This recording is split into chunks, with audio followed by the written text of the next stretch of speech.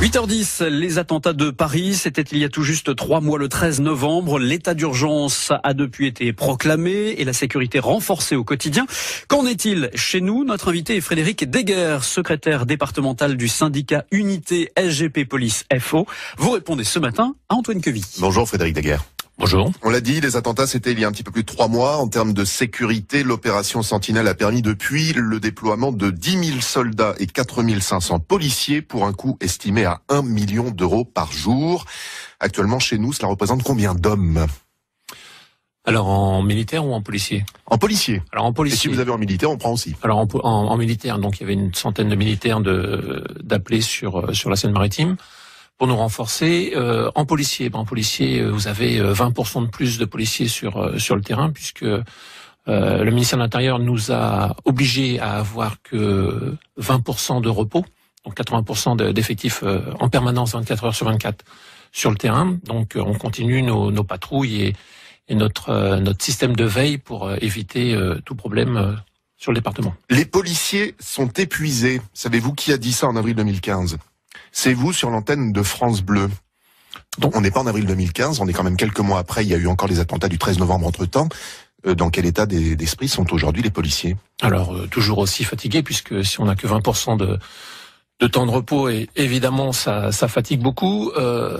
Nous avons demandé au ministère, suite à notre manifestation Place Vendôme, des effectifs supplémentaires. Les effectifs, il faut les former. Donc nous avons puisé dans un vivier que nous avions qui s'appelait les adjoints de sécurité, pour pouvoir les intégrer directement dans les écoles de police et avoir une scolarité de 6 mois.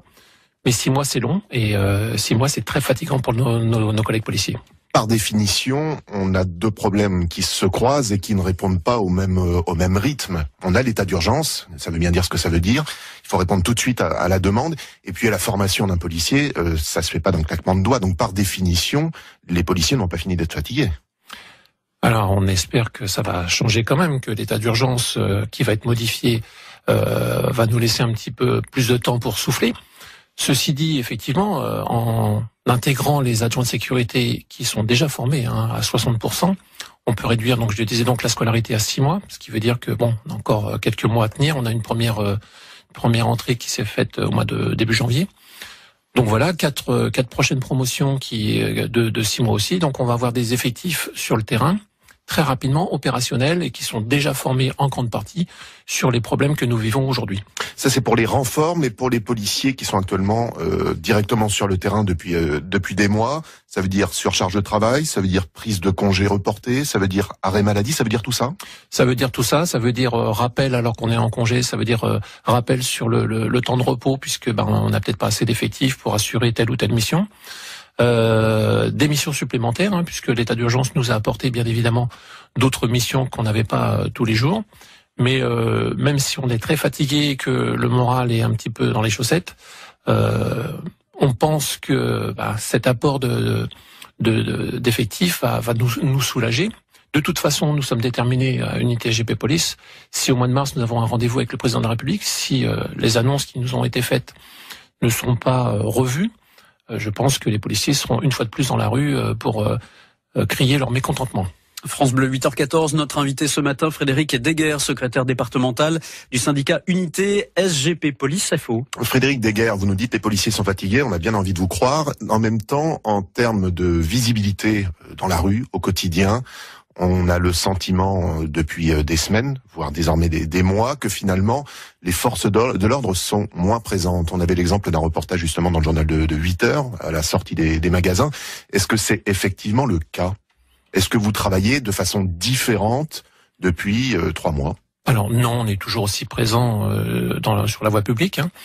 Ceci dit, il y a une histoire d'accoutumance, c'est-à-dire que autant un militaire avec un pistolet mitrailleur à la guerre, ça pouvait choquer les premiers temps, autant aujourd'hui les militaires et les policiers armés font partie du paysage et se fondent dans le paysage. Donc le citoyen a l'impression que nous ne sommes plus là, mais nous occupons toujours le terrain et nous patrouillons toujours aux abords des gares et autour des grandes surfaces. Le travail avec les gendarmes se fait en bonne intelligence, serais-je tenté de vous demander? Je dirais que nous travaillons sous la tutelle du même ministre, donc il doit coordonner un petit peu ces deux forces publiques. C'est parfois compliqué. Ça peut être compliqué parce que chacun essaye encore de garder son territoire, mais je pense que localement on travaille en bonne intelligence avec les représentants de la gendarmerie nationale et que effectivement ça peut être une question de personne et peut-être pas une question d'entité.